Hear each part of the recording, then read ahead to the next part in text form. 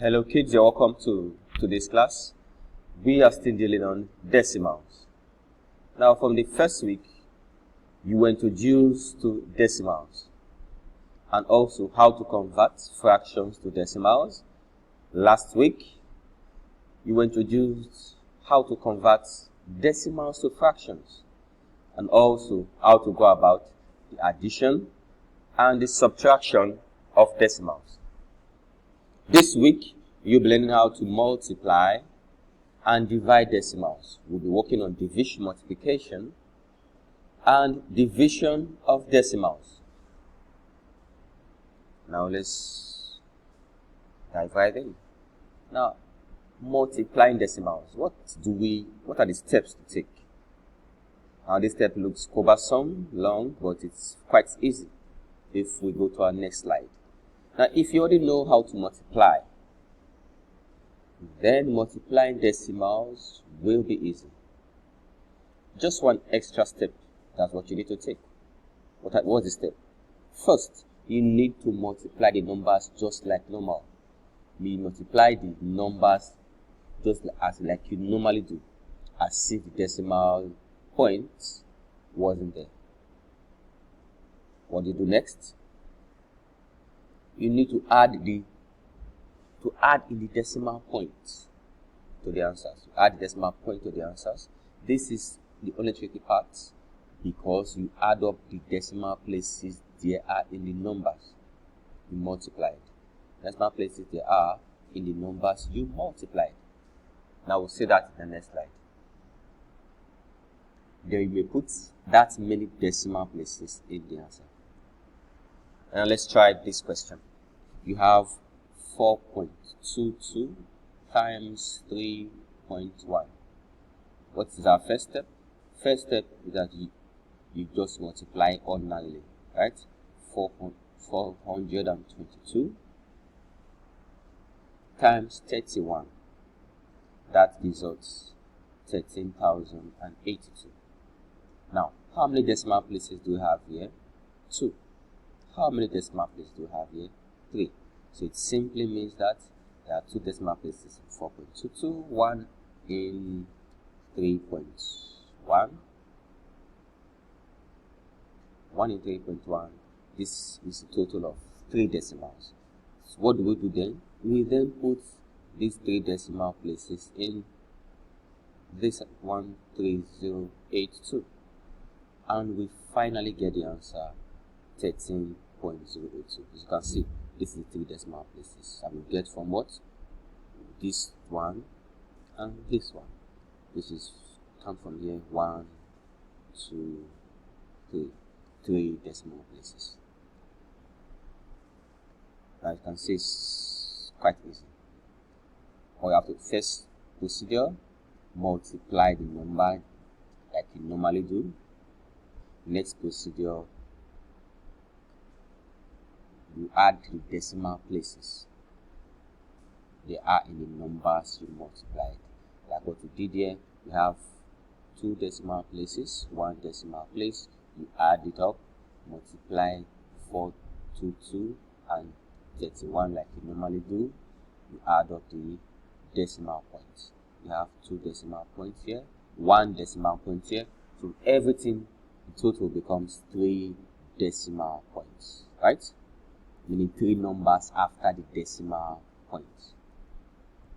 Now to division. Now the trick for division is to get rid of the decimal points from the number we are dividing.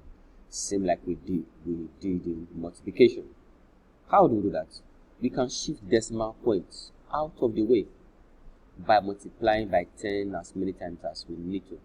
Meaning we can multiply by 10, by 100, by 1,000. Meaning multiplying by the multiples of 10. But we must do the same thing to both numbers in the division. Meaning, whatever you do to the denominator happens to the numerator. Whatever you do to the left happens to the right. Now let's look at an example. 15 divided by 0.2. Now what is our decimal there? 0.2. So we want to ensure shift out 0.2 by simply multiplying with 10. This is 0.2 by 10 is now 2. So we must also do that to 15. So 15 times 10 is 150. So if we divide 150 by 2, it gives us 75. So if the answer is 75, it means that 15 divided by 0.2 is 75. Remember, we said this is the what? Divisor when we treated division, right?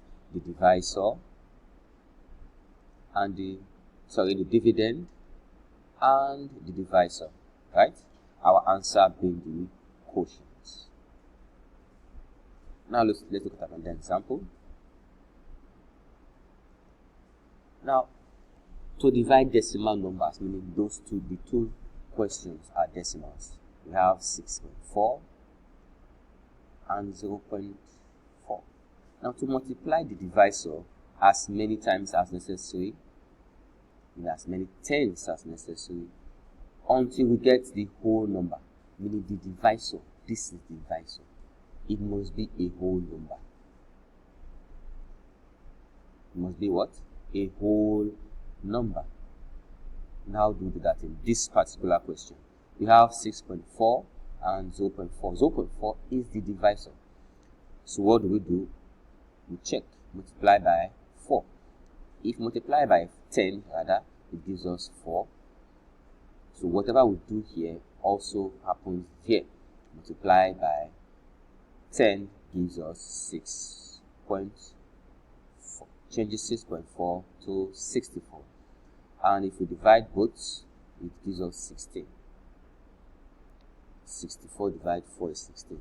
So it means simply how many 4s do you have in 64? And that's 16. It means that 6.4 divide 0.4 is 16. Because 6.4 divide 0.4 is exactly the same as 64 divide 4. Hope you got it. So what did we go about? How did we go about this? We said is what? Whatever, we must ensure that the divisor is a whole number. And if you multiply the divisor by 10, you must also multiply the divided by 10. If you multiply the divisor by 100, you must also multiply the divided by 100. Hope you get the picture. Whatever you do here, you also do here. Okay. Another question. We have 0.539 divided by 0.11. 11 being the divisor must be changed to a whole number. How do we do that? Move the decimal places so the divisor is a whole number. How do we move it? To multiply by 10. In this case, multiply by 100. 1, 2. Twice. So whatever you do here, you also do here. 1, 2. This is now 53.9 and this is now 11. This is how we moved 2 spaces. Moved first space here. This is what we have here. Also moved this point here 1 space. It's now 1.1. Then we moved again. It's now 53.9. Then we moved this again, becoming 11. But what about 53.9? It still has a decimal point. Well, what do we have to do that? We can ignore, so long as we remember to put it back. So first, we do the calculations without the decimal point. How do we do that? 539 divide 11. We have, how many 11 do we have here? 4. 53. We have 4 11 to 53. We have 4 times that is what? 44. And we do that, that gives us 49. So it means, what do we do now? Since we have 49, remember there's a decimal point here. Is it? One place after the last. So we have to put a decimal point here. So the answer is now 4.9. Last but not the least question, we have 9.1 divided by 7. Now, we don't need to shift the decimal point at all because the divisor is already a whole number. 7 with the divisor is already a whole number. So first of all, what we do first is to ignore the what? The what? Decimal point in the dividend and solve directly using long division. We have 13 here, means 7. How many 7 do we have? 9, 1 times 7 is 7, 9 minus 7 is 2. We bring down 1 and repeat. How many 7s do we have in 21? That's 3. 3 times 7 is 21. We subtract this is 0. So this is now 13. Remember, there's a decimal point here. So what happens? We put decimal point in the answer directly above the decimal point in the dividend. This is points, put directly above its points. That is directly above its points. Clear, right? So the answer is 1.3. The answer is what? 1.3. Hope you get the picture. You can see that multiplication and division of decimals, you do it as if you are what? Solving whole numbers. Right? See you in our next class. Bye.